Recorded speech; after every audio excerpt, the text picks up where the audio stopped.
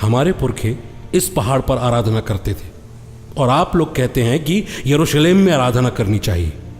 यीशु ने उससे कहा, नारी, मैं तुम्हें विश्वास दिलाता हूं कि वो समय आ रहा है जब तुम लोग न तो इस पहाड़ पर पिता की आराधना करोगे और न यरूशलेम में ही।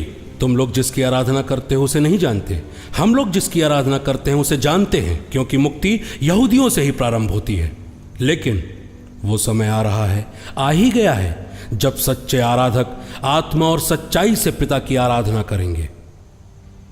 पिता ऐसे ही आराधकों को चाहता है। ईश्वर आत्मा है, उसके आराधकों को चाहिए कि वे आत्मा और सच्चाई से उसकी आराधना करें।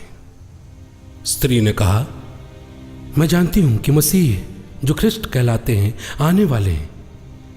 जब वो आएंगे तो हमें सब कुछ बता देंगे। यीशु ने उससे कहा, मैं जो तुमसे बात कर रहा हूं वही हूं। उसी समय शिष्य आ गए और उन्हें एक स्त्री के साथ बातें करते देखकर अचंभे में पड़ गए। फिर भी किसी ने यह नहीं कहा, इससे आपको क्या, अथवा आप इससे क्यों बातें करते हैं।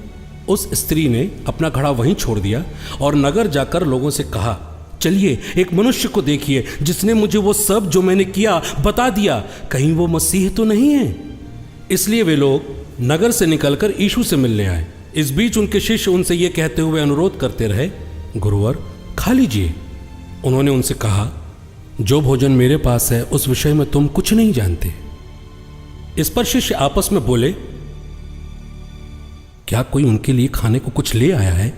इस पर यीशु ने उनसे कहा, जिसने मुझे भेजा उसकी इच्छा पर चलना और उसका कार्य पूरा करना, यही मेरा भोजन है।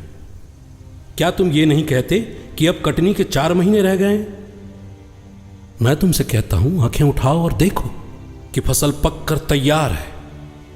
काटने वाला मजदूरी पाता है और अनंत जीवन के लिए फसल जमा करता है, जिससे बोने वाला और काटने वाला दोनों ही मिलकर आनंद मनाएं। क्योंकि यहां यह कहावत ठीक उतरती है, एक बोता है दूसरा काटता है।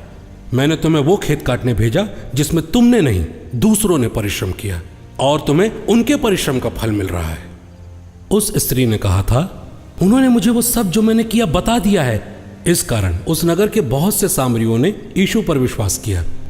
इसलिए जब वे उनके पास आए तो उन्होंने अनुरोध किया कि आप हमारे यहां रहिए। वे 2 दिन वहीं रहे।